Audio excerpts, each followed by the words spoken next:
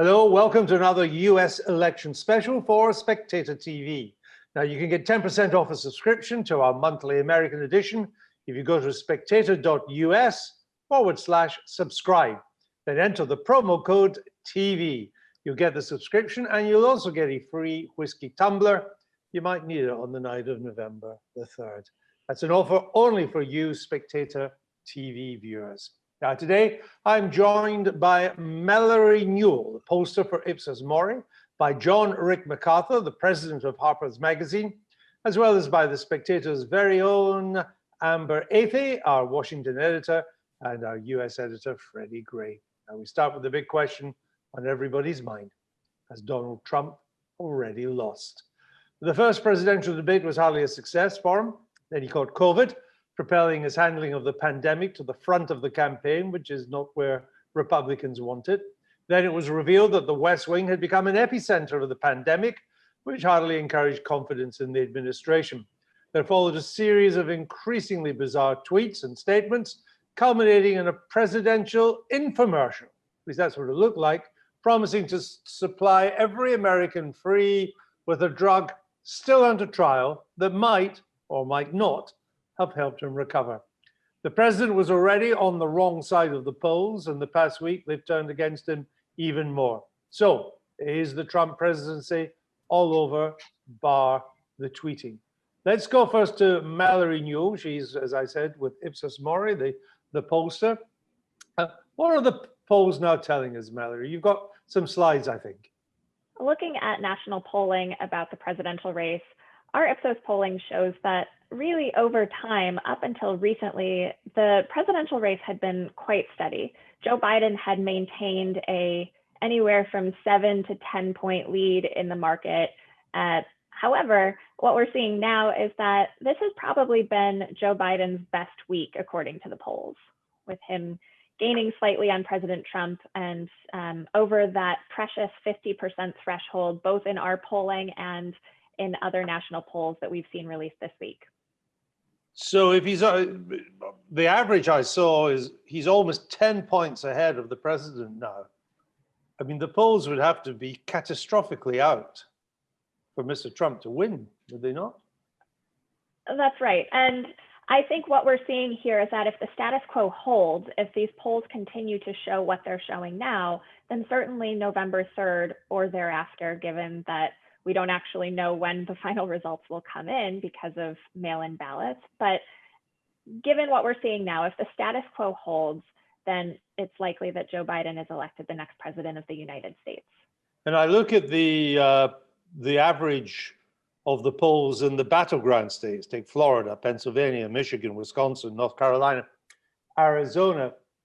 Mr. Biden's lead there has gone up a little bit there too. It's an average lead in these states of about 4.5%. Now that is closer to the margin of error, but it's still quite significant. In Pennsylvania, I see he's ahead by 7 points. And that's, Mr. Trump won Pennsylvania by a narrow margin in 2016. That's quite significant, 7 points in Pennsylvania. Yes, if you turn an eye to the 3 upper Midwest states that President Trump won so very narrowly in 2016, so that's Pennsylvania, Wisconsin, and my home state of Michigan, we're seeing now that the polling is certainly looking better for Joe Biden in those 3 states. Outside of the margin of error, as you pointed out, there's currently an approximately 7 point lead in Pennsylvania for the former vice president. Now, again, we have to keep in mind that there isn't necessarily one thing that's pointing to the lead in these polls this week. It's been a busy week for the president and a busy week in the news cycle. So we can't exactly say what is contributing to this incremental boost for Joe Biden in the polls. But one thing that we do know is that it is pretty consistent across the entire country, as well as some key battleground states. Well, let's just go through some of the big things that have happened to see if the polling can tell us anything in the past week or so, a little bit more than a week. We know from the polling that most Americans thought that he hadn't done well in the first presidential debate. Is that right? That's correct. The first presidential debate, I think Americans were just completely taken aback at what happened. But generally speaking, our polling and others show that the president did not have a good performance. Do we know, is there polling yet to show what the impact of the announcement that he had COVID and the subsequent behavior result of that, from the drive-by out of the hospital to the infomercial on the lawn of the White House promising this marvelous drug? Do we know what impact that's having on public opinion? Well, one thing that we need to keep in mind is that public opinion and just generally the political landscape right now is so incredibly polarized that many Americans' views about the president are already baked in. You know, I think we can look at the president's approval rating this week. It has remained unchanged. And frankly, the president's approval rating has remained completely steady ever since the pandemic began and even before. So he basically, what that shows is that views about the president are already baked in, and his announcement of having COVID-19 and all of the subsequent follow-up from that, you know, it may be contributing to this slight boost for Biden that we're seeing in the polls, but it's really not doing much to move public opinion around president's approval rating or how they feel about the president's handling of COVID-19, which was net negative even before he contracted the virus. And maybe one reason why in a number of states, Florida, a good example, he's not doing so well among older people. In 2016, he kind of mopped up the older white vote in places like Florida, Pennsylvania, and so on. But I was seeing some studies that show he's not doing as well among that demographic now because that's the most vulnerable group when it comes to COVID, and they don't think he's done that well in COVID. That's right. Generally, the American public disapproves of the job that the president has done when it comes to handling the COVID-19 pandemic. And the president's approval on the virus tracks very closely to his overall approval rating. So what that means is for the American public, they're really not able to separate out their views on Trump and their views on Trump's handling of the virus. Now, as you mentioned, senior citizens, those older than 65, have traditionally voted for Republican candidates in the past in larger numbers, President Trump included. And we're starting to see a little bit of a shift. However, it's important to note that that shift didn't just come about overnight in the past week or so. We've started to see incremental movement among older Americans toward Joe Biden for some time. And Amber, what's the mood in the... Okay. Amber, what's the mood on the Trump campaign? Are they beginning to wonder whether it's all over, or at least whether they're faced with Mission Impossible? What I hear from my friends who work on the campaign is that they will never admit that there is a chance that Trump could lose. And I think that's something they probably warned staffers about talking about even privately. They want people to keep this optimistic outlook on the election. However, I will say I know multiple people who work in the administration, and they have become worried about their job prospects over the next few months and have expressed concern to me privately that they could be unemployed come the new year and will soon have to start looking for a new job and figuring out their health insurance situation. So I would say that the mood is definitely more somber within the White House than it is on the campaign, but if only because the campaign is trying to both publicly and privately put on this very optimistic face so that the base does not get discouraged. Which is sensible from their point of view. Rick MacArthur, how do you read the polls at the moment? Is it all over, or do we have to be a bit more cautious than that? Well, I'm always a little bit more cautious because I don't admire the polling that was done in 2016 for obvious reasons. But what is interesting to me, and I'd like, hope Mallory could comment on this, is that there are new battleground states that weren't battleground states before, like Texas. If you look at Texas, Biden is almost even in some polls with Trump, and Texas is the reddest of the red states, we thought.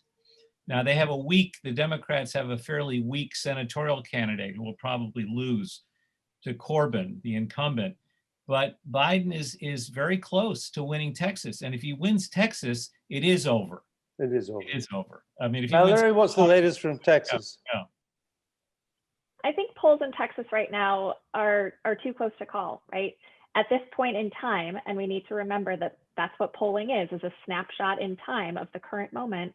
It's hard to say that Biden has a lead in Texas or Trump has a lead. It's within the margin of error. But I think what we're seeing in Texas actually speaks to a broader pattern of what's happening in America, and that's a changing demographic landscape in this country. This country is becoming younger, more racially diverse, and I think that's going to be reflected in this new battleground map. Democrats are working to make plays for states that perhaps they haven't in the past, such as Texas and Georgia.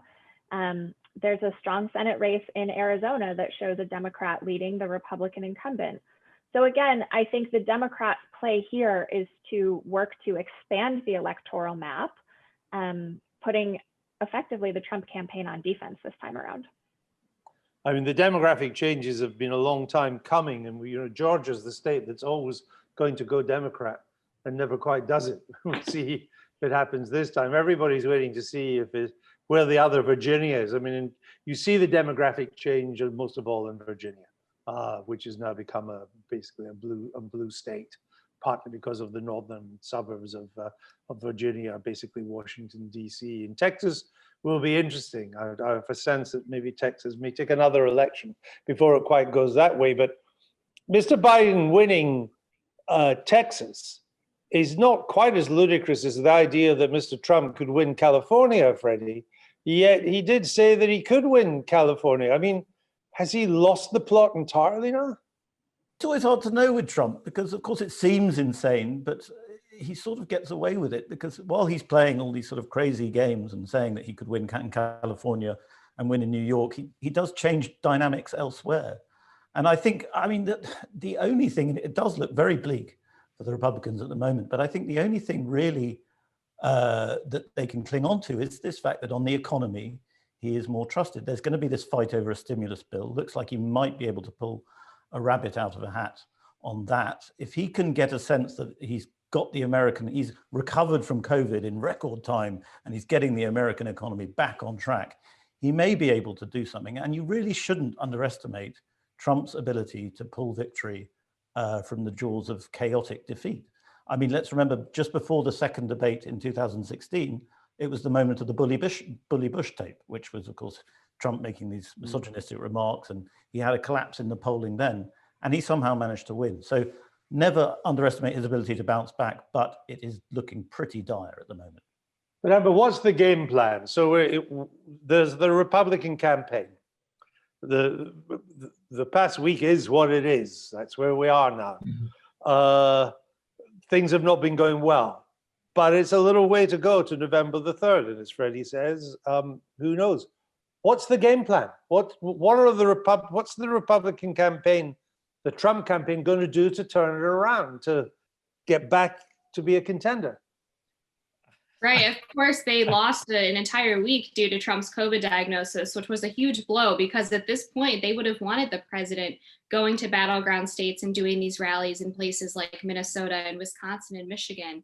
And they were unable to do that. So what they did instead is they launched this new program, I guess you could call it, called Operation MAGA. And they're getting Vice President Mike Pence more involved, and they're putting the Trump kids on bus tours and sending them around the country to basically fill in for the president in the places where, he can't travel right now because of this COVID diagnosis. It's unclear if that's what is really needed, though, because Trump can always rely on his base. What is changing the polls now, though, are these undecided voters or the voters who went from Obama to Trump back in 2016. So the idea that Donald Trump Jr. going to a rally in Florida is going to make those people more likely to support the president seems like not exactly a winning strategy.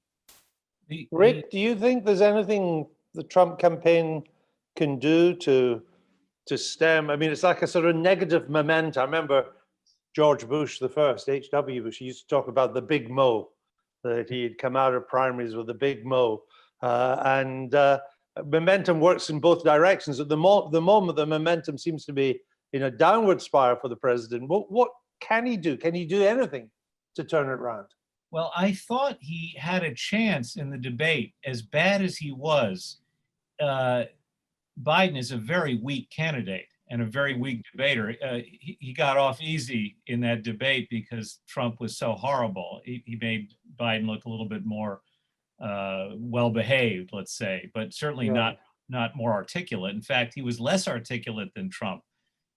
But there was a crucial moment where Biden criticized Trump about his trade policy. And as we all should know, Trump won by a hair's breadth because of NAFTA and PNTR, permanent normal trading relations with China, which did cause a huge outflow of industrial jobs to Mexico and China. And those people who switched from Obama to Trump, many of them are unemployed or formerly employed factory workers who switched parties. They were so angry about, and NAFTA is still a dirty word. And Trump had a chance there to clobber Biden with his unfailing support for everything that the establishment Democrats have pushed for years on so-called free trade. And he didn't say a word. He let it pass. To which brings me to your question, do they have a game plan? They don't have a game plan because their only game plan was that Trump would sort of wing it. Things would get better, the virus might disappear or at least lessen. And Biden would shoot himself in the foot, which he's very capable of doing. But he hasn't so far. And so far it's not happening. So if I were his advisor, I would tell him to quiet down and hope that Biden makes a mistake. And then when he comes out, come up with some talking points. But they can't get Trump to follow talking points. That's not Trump. It's important to make the distinction between somebody who's a narcissist and a solipsist. It was explained to me by a psychologist, Robert Lifton. For a solipsist, the only point of reference for Trump is himself. Yes. A narcissist at least seeks the love of others and the attention of others. He doesn't listen to anyone else. No one else. He only wants to talk about himself. He doesn't want to talk about the economy. He doesn't want to talk about the trade wars with China. He wants to talk about it himself. Right. And Regeneron, the magic new drug. Which he now endorses in that infomercial. Yeah. That's basically what it was. You see, you can see a way forward. Look, I think it's an uphill climb, but it ain't all over. There is a way forward that could narrow the gap and still keep the president in contention. But Freddie, the problem is, as I was told by someone who's very close to him a couple of days ago, he's pumped up on steroids. He's out of control. He doesn't listen to anybody now, and it's basically just him. And if that's true, what Rick is saying is that there isn't a campaign. It's just him. So I don't know how you turn that around. It's just him doing infomercials, as you so accurately called them. I thought the only thing lacking was the bit at the end where they say, side effects may include. But that's because they're not quite sure of the side effects of this drug yet.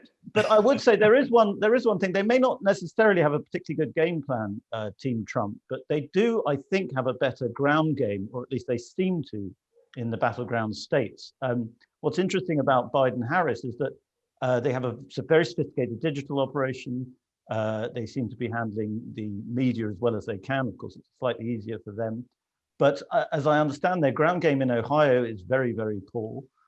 In Pennsylvania, it should be strong and they are ahead, but it doesn't seem to be operating very well. And if this is not a persuasion election, but a turnout election, that could help Trump. That, of course, is mitigated by this huge mail-in ballot issue, which, of course, reduces the importance of turnout. Well, you carried a piece, we'll finish up on this segment, but you carried a piece in the Spectator USA from one of our journalists showing the way that, and it talked about the ground campaign. So if you're watching and you're a Trump supporter and you don't want to give up hope, you should read that piece in Spectator USA because it did show that there was a way forward with the ground campaign and other factors going right and more registrations. And if that was to be the case, all would not be lost. Who was And the author of that, Freddie? That was Matt Meyer, I think he was called. Okay. And he wrote, he's based in Ohio, and he wrote a piece about it. And it was interesting that there was an enormous amount of traffic to that piece, and it was coming, because we can geolocate it, was coming from swing states. So I think there is this subterranean sense in a lot of these battleground states that there's something that isn't being picked up here. Okay. Now, some 58 million Americans finally saw this week what they had not experienced the week before, a proper debate, this time between Vice President Mike Pence and Joe Biden's running mate, Senator Kamala Harris. It was civil. The two candidates discussed matters of state, even policy. It was also even a little bit boring in parts, like many debates are. Amber, several polls suggested that Kamala Harris had got the better of Mike Pence, not by a landslide, but that she had, quote, won. But you wrote on the Spectator USA website that Mr. Pence took her to the cleaners. Why did you think that? Mike Pence ended up being Donald Trump's best advocate, and he really made those points that Trump has been unable to about Biden's handling of the economy, about his horrible trade deals in terms of NAFTA, normalizing relations with China, as Rick just said. But how you can really tell that Mike Pence won this debate was the media reaction to Kamala's performance. Every media story and cable news pundit talked about not what she said during the debate, not how she made the case for the Biden ticket, but about her facial expressions and how she responded to Mike Pence supposedly mansplaining her and being sexist toward her. And if the media had to make the story about this sexist vice president taking down this strong, independent woman and not about the substance of what she actually said or how she was selling herself, then you know that she was not a successful debater. Mallory, 58 million people, that's a lot of people watching a vice presidential debate. It's not a record, but it's high. But do they have any influence on the campaign, the VP debates?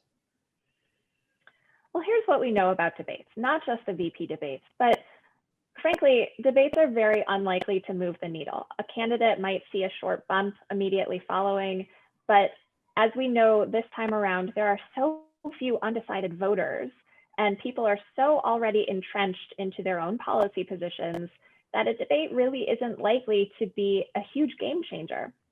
Now, Ipsos did some polling before and after the VP debate in coordination with 538. And what we saw is that, first of all, a majority of Americans thought that the debate overall was good, something that people did not say from the first presidential debate. They also felt that both Harris and Pence had good performances, but the area where there was a little bit of differentiation is on policy. And most Americans felt that Kamala Harris put forth good policies, while far fewer said that about Mike Pence. So overall, they were pleased with the debate, pleased with the candidates' performances, but where there is a little bit of differentiation was on substance and what they had to say. Rick, given the age of the two people heading up the tickets, the vice president's never been more important because either of them could end up being president before the 4 years is out. How do you rate Kamala Harris? Well, I think she's terrible. I think she's a terrible mediocrity.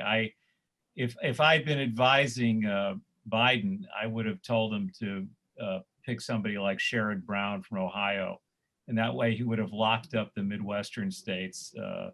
But I think she's just terrible, and she actually made Pence look good because Pence looked more, to me, more articulate and composed. Now, I come from the left. I'm not a pro Trump or Pence person, but a left-wing friend of mine, a French intellectual, said to me just this morning that watching the debate made him think, let's hope, for God's sake, that Biden survives, that Biden looks to him much better as a person and as a politician, as a person of substance than Kamala Harris. Because I think what Amber's getting at is her talking points were all that there was. She looked at the camera she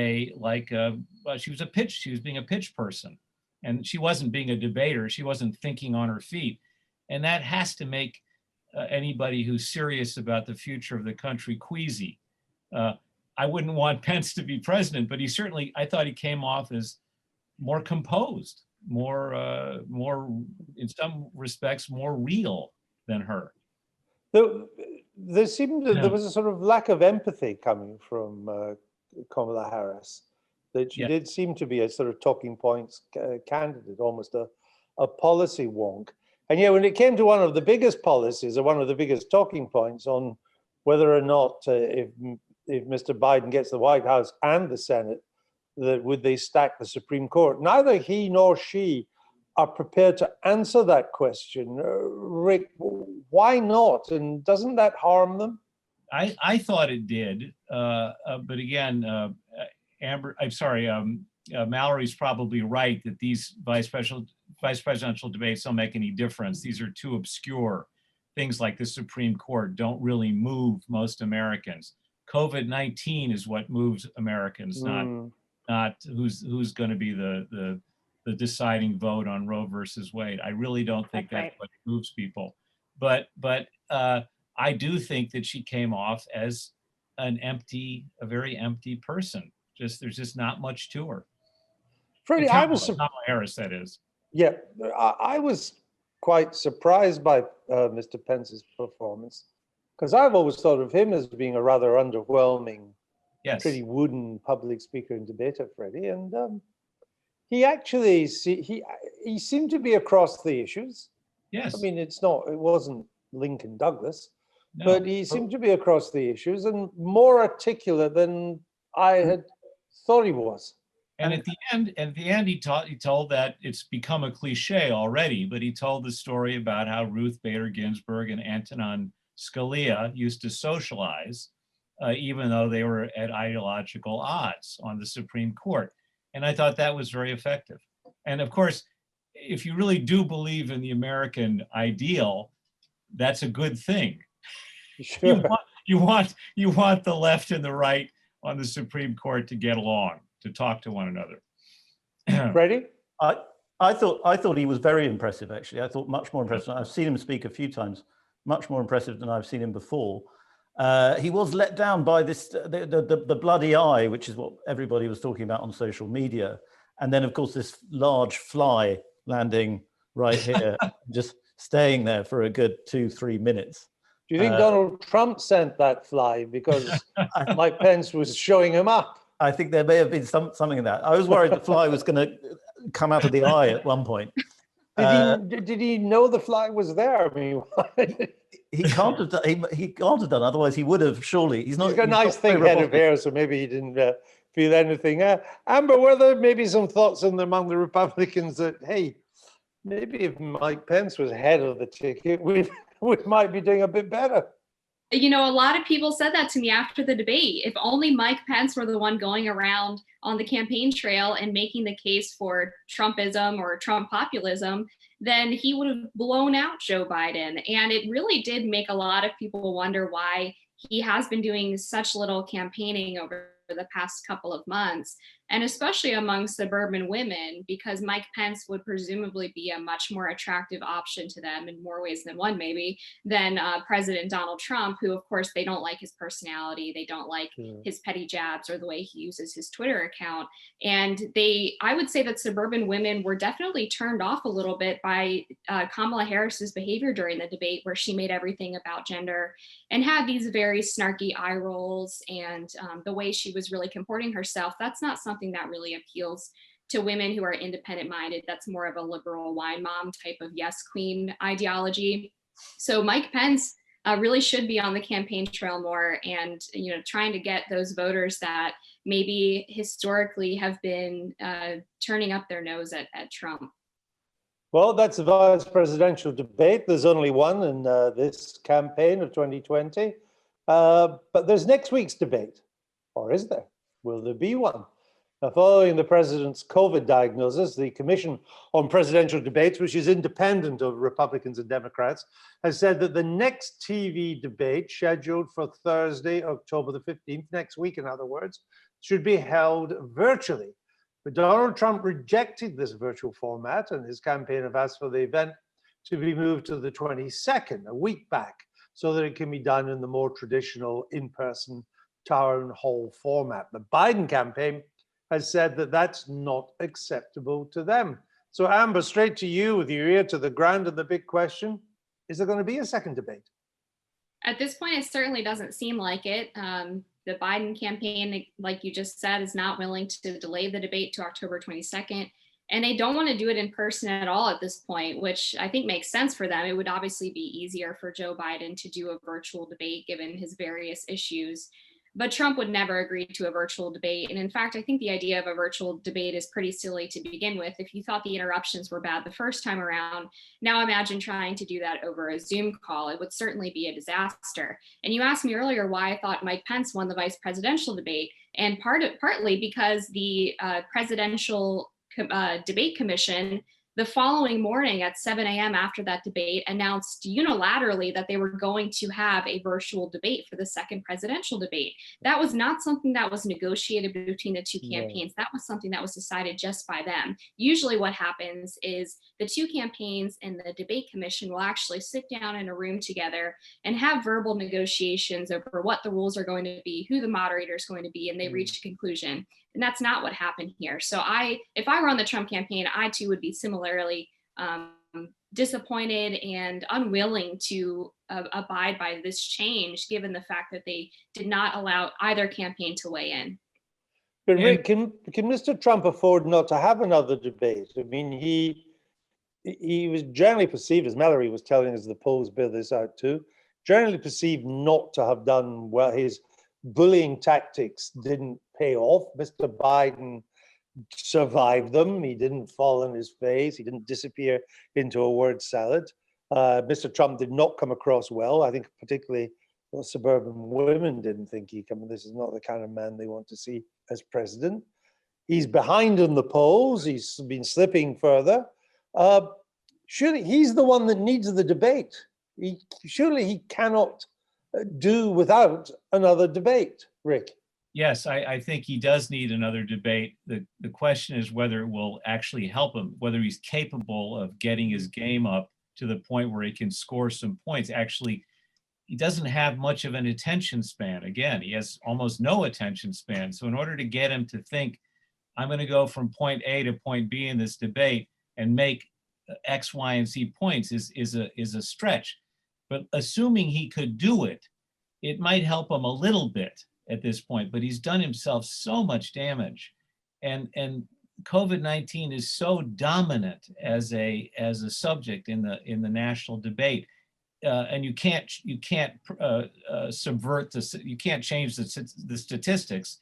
The cases are still rising in states like Michigan and Wisconsin, and that's all over the news. And there's nothing he can do about that. No. All Biden has to say, as inarticulate, as bad as he is on his feet, is say, well, look at the COVID-19 situation. Is it getting any better, Mr. President? And I think he wins the day.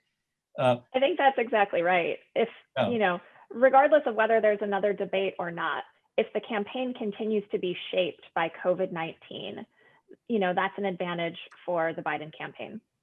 If the president can somehow reframe it around the economy, which, as Freddy noted earlier, is a good issue for him, then maybe that changes the game a bit. But as we saw in the vice presidential debate, and certainly as we've seen in the past few days with the news of the president's diagnosis, right now the focus is on COVID-19. That's the number one issue that Americans care about, including those suburban women that we've been talking about. And frankly, that's what's taking up all of the oxygen in the proverbial room. I didn't answer your question, Andrew. If I can paraphrase Trump's infamous line, you could walk down Fifth Avenue and shoot somebody and get away with it. If Biden, the equivalent would be if Biden said, yeah, I want to stack the Supreme Court. I want to put 40 left-wingers on and with 5 right-wingers or what. He could say nobody would care. Nobody would believe. They just don't care anymore. I don't think that's an issue. He's not going to say it. He's not going to admit it. But Rick, I get the point. Freddy. Yeah. But Rick, I thought his answer yesterday was even more ludicrous when he was asked if he would stack the court. He'd say, "Oh, I'm not going to tell you that until after the election." He said. And then he said, "Because if I told you, You Yeah. write a story about it. Right, right. Yeah, that's But how it isn't works. that, That's how it works, isn't he- Joe. I mean, isn't that, Freddie, he's between a rock and a hard place. Yes. My guess is that as a mainstream Democrat, he does not want to stack the Supreme Court. No. I mean, he knows enough about history to know that it rebounded badly on FDR, and indeed FDR in 1937 pulled out of doing it. Such was, and he controlled the House and the Senate by bigger majorities than Mr. Biden is likely to do if he does both at all. But on the other hand, he knows his base, his left-wing base, wants to stack the Supreme Court. They will not accept a 6-3 conservative majority. So he doesn't want to do it, but he doesn't want to say he doesn't want to do it. But Is the that issue- right? I think that is right, but the issue is not going to go away. We're going to have Amy Coney Barrett's hearings next week. No, I understand. That's going to get contentious. It's not going to disappear as an issue. And of course, Trump is so desperate for something he can use to drive the left and the center left, if you like, apart, that might be an opening for him. Amber, just supposing there is another debate, an in-person debate, like the one, the first presidential debate. It'd be different in some ways, but broadly, debates as we have known them between the two presidential candidates. What do you think Trump's tactic would be? Would it be to repeat what he did last time? Would it be something different? Would it be to channel his Mike Pence? What do you think? Well, historically, Trump does tend to get better with each debate. So hopefully he would learn something from the last performance and stay a little bit more on message. In terms of what I think he should talk about, as everyone on this in the show has mentioned, the coronavirus is still a huge issue for Americans, and the Trump campaign has to think of a way to reframe that issue in a way that's positive for them, whether that's refocusing on the economy, or the way I think they should do it is actually steal a line from the Biden campaign, just as Biden stole the Buy America platform from Trump. They should steal this idea of the return to normalcy candidate. Joe Biden has, of course, fashioned himself as the return to normalcy after the whirlwind that has been the Trump era. The Trump campaign and Trump and Mike Pence should talk about themselves as the return to normalcy candidates in terms of the coronavirus. We still have not gotten a clear answer from the Biden campaign on whether or not they would shut down the economy again and have another coronavirus lockdown, and really have not talked about specifically what they would have done differently from the Trump administration in the early days of the coronavirus. So if Pence and Trump can fashion themselves as the people that want to still slowly reopen the economy, allow people's kids to go back to school, that could potentially be a way to spin this issue as being something that works in their favor. Well, normalcy works for candidates, particularly after times of great disruption. It worked for Warren Harding in 1920. That's what he campaigned on. And it came after the First World War. It came after the Spanish flu. There's an echo of today. There were race riots in America at the time. There were arguments about immigration and so on. And Mr. Harding won by a landslide, campaigning on let's just get back to normal. And I can see Mr. Biden's doing that at the moment. It would be interesting if Mr. Trump was to steal these clothes. Of course, not long after, Mr. Harding ran into Teapot Dome, and it didn't go so well after that. But it is interesting how well he did, just saying. Because I think I get a sense, Rick, people, even Republicans, they're a bit exhausted by Donald Trump. Yes. Now. They just, I mean, they wake up and they know, what's he done now? What are we doing? Oh, can we not just be a bit more normal? Is that fair? Yes, and I'm glad you brought that up. I just add to what you said, that Harding followed Woodrow Wilson, and people were exhausted by Woodrow Wilson's vainglory. He was one of the most egotistical and arrogant. He was something of a solipsist himself, one of the most arrogant and vainglorious presidents in American history. People were sick of his big ideas about reshaping the world, just as people are sick of Trump's spasmodic ravings. And his bluster, let's say. So yes, and I want to talk, if we could, I don't know, I want to change the subject exactly, but what's the response of the Republican Party if Trump loses? Paranoid left-wingers, who I know, think that there's going to be blood in the streets. Trump is going to incite riots. There's a lot of people walking around with AR-15s who'd like to use them and so on and so forth. A lot of that depends on how the official Republican Party responds to a Trump defeat, if that happens. And I don't think any of them will be sorry to see Trump go. Even his acolytes like Tom Cotton, again, I could be corrected by Amber, but I don't see even a Tom Cotton type, the senator from Arkansas, who fancies himself something of a Trump successor. I don't see them stoking the rage of the mob, turning Trump into a martyr. I think they may say, well, we're well rid of him. We got what we wanted out of him. We got a big tax cut. We got the Supreme Court justices we wanted, et cetera, et cetera. Let's move on. And get our party back. I Amber, think quick that's response. exactly right. Reward our friends and punish our enemies. Amber? Yeah, I think that's exactly right. The establishment parts of the party obviously are going to be happy to see Trump go because they're going to want to go back to the pre-populist notion of this aggressively free market, more libertarian leaning Republican Party that is in bed with big business. And even in the more populist wing of the party, where you have Tom Cotton, Josh Hawley, Marco Rubio, these people are going to be thrilled to have that power vacuum open up because they see themselves as the natural successors to Trump and speaking to that wing of the party. So if he's out of the picture, their message is going to be, well, it didn't not work because the ideology was bad. It was because the messenger was bad. And we are here to show that populism can have more coherent voices, more presidential voices, and we're going to be those people to fill that gap. Trump It's is also worth noting too, if you Yes, look at ma'am. polling recently. So we at Ipsos have been tracking the country direction and the mood in America for a long time. And over the past few months, one trend that we've started to see is that the mood among the Republican base has started to sour a bit. Fewer Republicans are saying that the country is headed in the right direction compared to pre-pandemic, and even in the first few months of the pandemic.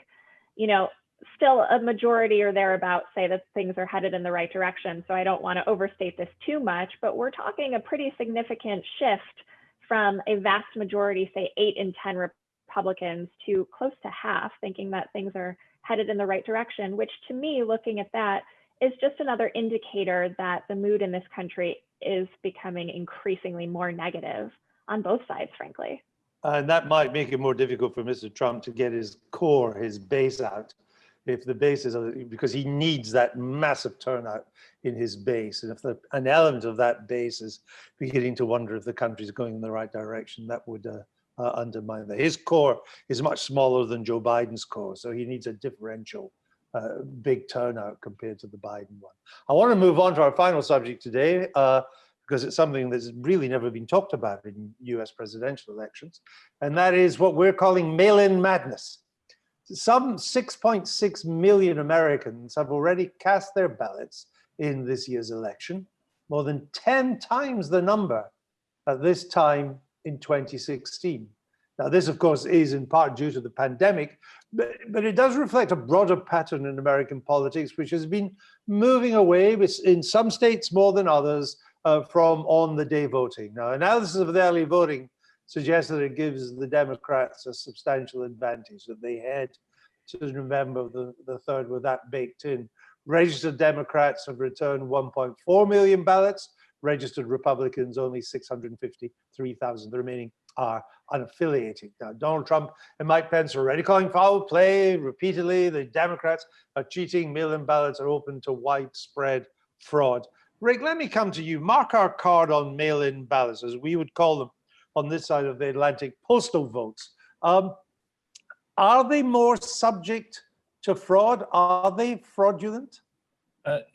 No, statistically, it's not the case, but they are more subject to being spoiled, to not being counted. And that's the irony of this, is that Trump is absolutely right when he says that a vote in person is more of a sure thing than one mailed through the post office.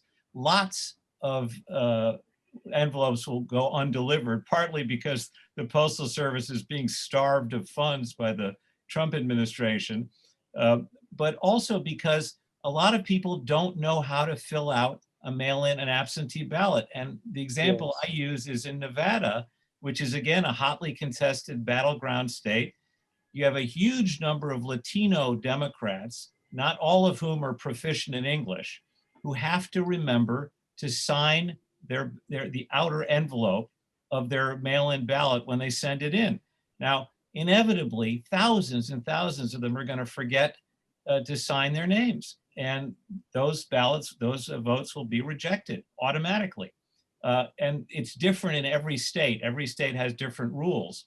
But I cannot, for the life of me, understand why the Democratic Party is not calling for a massive in-person turnout to block what they imagine is going to be a Trump riot, a Trump subversion, a Trump overthrow of the Constitution, a coup d'etat. You have to read the American press. The scare stories that are going around now, it started in early September. It's been going on for a long time. If you really want to block a coup d'etat by Trump, encourage your people to vote in person, especially because of all the spoiled ballots that are going to occur. It could lose them certain states. Now, again, the Democratic Party is the party of caution and masks. The Republican Party and Trump are the party of anti-masks and voting in person and less caution. That's his only hope, is that massive numbers of maskless Republicans turn out in person and vote. And he's able to say, hey, I'm ahead on election day, while they're counting the ballots in this state or that state. And it goes on for weeks and weeks, and things are truly destabilized. Democrats are not responding to that possibility. Mallory, we're working on the assumption that a lot more of Mr. Trump's base will vote on the day than Mr. Biden's base, and that a lot more of Mr. Biden's base will use mail-in votes than Mr. Trump's base. Is that, there's polling evidence to suggest that, is that right? There is polling evidence to suggest that Democrats are more comfortable with voting early and by mail, and Republicans are more in favor of voting in person. Part of that, as Rick mentioned, is to do with the huge disparities in beliefs around COVID and risk factors and behaviors. Now, what's important to note is that our polling is also showing that Americans are generally concerned about the integrity of the election next month, but the concerns vary based on your partisanship. So as we've sort of alluded to, Republicans are much more concerned about mail-in voter fraud and the integrity of the election if people were to vote by mail. And Democrats, on the other hand, are much more concerned about things like voter suppression. So I think that's why we're starting to see not only a behavioral split between the two parties, but also a difference in how each party is messaging around voting to their supporters. Because what we can all agree on is that we're concerned about election integrity, but where the parties definitely differ is what that means and what those concerns are. I do think that democracy at a distance, democracy at a remove is a bad optic, as they say. I don't think it looks good, you know, and people turning out and saying, yes, I'm going to vote in person, make sure my vote counts. I don't see, again, why don't the Democrats just promise to distribute free masks and hand sanitizer in front of every polling place in the country? And get their people to turn out on the day. Because their votes are the key to this, Rick, I think I'm right in saying, is the key is that if you turn out on the day, because you've got machine voting in the United States, your votes are counted on the day and counted quickly, unlike mail votes. Correct. Amber, let me come to you. Now, Mr. Trump in particular has been saying, you know, that these mail votes are open to fraud, they're fake votes, they can't be trusted. I would suggest that the evidence for that is quite slight, but what mail-in voting does do, because you've got postmarks, you've got signatures, you've got envelopes within envelopes, and is that envelope inside open or isn't it? That it's a dripping roast for lawyers. You have got huge scope to challenge mail-in voting in a way that you don't for voting on the day. Isn't that the case? That's exactly right. Because there are so many things that can go wrong with a mail-in ballot, you're already looking at a much longer time frame for when these votes get counted, as well as potential challenges legally to the validity of those ballots. And I think what Trump is doing here by floating the idea of fraud is multiple things. One, he's opening up the idea that if he does lose, it could be because there was cheating involved, and he's prepared to challenge that. And then number two, as has been alluded to by Rick, he wants to make sure that people in the Republican Party who intend on voting for him, who might still be wary of the coronavirus, are more scared of the idea of their vote not being counted than they are by potentially getting the virus, that they are inclined to show up on election day and vote in person, because of course, that is obviously an advantage that the president has. No, I understand that. Now, I want to put to you all as representatives of the commentariat that you're all obsessed by looking in your rear view mirror with 2016. And I don't speak about you personally in this, but the commentariat got 2016 generally wrong. They thought Hillary Clinton was going to win, and she didn't. And that has made them much more wary of saying what they really believe, which is they do think Joe Biden's going to win, but they got it wrong, and probably going to win well. But they got it so wrong in 2016, they're looking in their rearview mirror and they're just too nervous to say it. But that is what they think.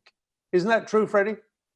I think almost certainly you would hear a lot more hubris, certainly among Democratic-leaning pollsters this time. But I'd also add, I think in sort of strange ways, and I'm sure Ipsos, this is not the case with Ipsos, but I often think when pollsters tell you they've got a more sophisticated model for making sure that they're counting non-college educated voters, which will help them weight it more towards a fair interpretation of Trump, I start thinking, oh dear, you know, when you think you're doing something to make it more accurate and you're making the process more complicated, inevitably that means the polling is less accurate very often, I think. So in many ways, the ways in which they've tried to change polling to make it more reflective of the American population might just warp it even more. Mallory, I better go straight to you for that. Certainly. Well, one thing that I think is different now than in 2016 is that polls at the national level have been remarkably consistent. Yes. You know, I've noted this a couple of times. The president's approval rating is flat. It remains steady. Polling, the national horse race, has remained steady. And yes, we have to remember that I think we have to be cautious about how we talk about polling, both pollsters and others speaking about polls publicly, right? As I mentioned, this is designed to be a snapshot in time, what the American public thinks right now. Polls are not intended to be forecasting models, right? That's not what we do. And so I think we just have to do our best to ensure that our polling is reflective of who is likely to vote in 2020. But it is worth noting that things have been a lot steadier this time around. And there's another differentiating factor that I'd note, which is that Joe Biden is hovering right around or now just above that magic 50% threshold, which at this time in 2016, Hillary Clinton was still underneath. Interesting. Amber, if it wasn't for 2016, we'd all be saying it's over, father shouting. I think that's exactly right. Every pundit, even ones that are lean Republican, I think are worried about getting it wrong so badly like they did in 2016 because of course, the embarrassment that comes with that, the I told you so's, and also the perception that Americans just don't listen to them anymore. That's a huge, that's obviously a huge worry among the punditry class, because if Americans don't listen to them, if what they have to say doesn't matter, then they are at risk of losing their power, losing their jobs, losing their money. And that, I think, is the real fear that's associated with people being more cautious about making bold predictions and instead trying to toe the line and really not make any predictions at all. You see, Rick, the reason I think I'm onto something in this is because I'm influenced by what happened in Britain too. When Theresa May called her snap election in 2017, she didn't have to do it, but she did. the commentariat, even though they looked at her campaign and wondered how could anybody run a campaign as badly as this, the commentariat, on the left and the right, by and large, thought she was going to get in with a bigger majority. In fact, she lost her majority altogether.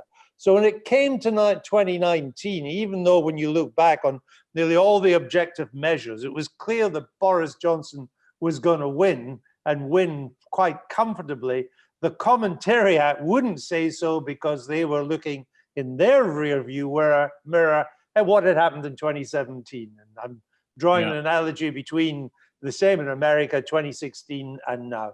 I'll give you the last word on that. Well, I have a great dodge of your question, which is that I predicted Hillary Clinton would lose way back in the fall of 2015, but I thought she'd lose to Jeb Bush. But I don't look back so much at 2016. I'm looking at Brexit. And I very much think of this as a referendum on Trump, not a contest between Trump and Biden. And if it's a referendum, then anything can happen if it's yes and no. And the great failure of the pollsters in the UK was they didn't count the non-voters, right? There were a lot of people who came out and voted for the first time for something. Who'd never voted before, absolutely right. And the polls didn't pick them up. But the difference between that and this is that Trump is so weak as a candidate now and is so self-destructive. You don't have much to vote for. You don't have Dominic Cummings advising Trump. So I'm not sure how he wins a referendum. I think on the referendum basis, he loses. It's going to be a no vote against Trump. The only way. So not a vote for Mr. Biden, a vote against Mr. Trump. Vote against Trump. So the way to look at this, the presidential election, is not really as a presidential election. It's is it yes for Trump or no for Trump? Exactly. And the only way Trump, I guess, could pull it out of the fire is if the left, which didn't like Biden, there's a huge reform left faction that supported either Bernie Sanders or Elizabeth Warren. If they don't come out, if they don't vote or they forget to vote, I guess there's still a chance he could win the referendum by default, but it doesn't seem likely at this point. It's a really interesting way of looking at it. I will now steal that from you, Rick, and recycle in a totally unprofessional way, without any attribution whatsoever. Please do. My guest. Freddy Gray, Mallory Newall, Amber Athey, John Rick MacArthur, thank you so much for being with us on Spectator TV. We've run out of time. Just a reminder that if you want to hear more from the Spectator's journalists that we've had on this program, subscribe to the Spectator's wonderful monthly American edition at spectator.us/subscribe. You'll get a discount if you enter the code TV, not too difficult, 2 letters TV. And of course, you get access to all of our wonderful online and digital products, including our fantastic newsletters. So do it now, don't delay. Thanks to you all. We'll see you again next week. Bye-bye.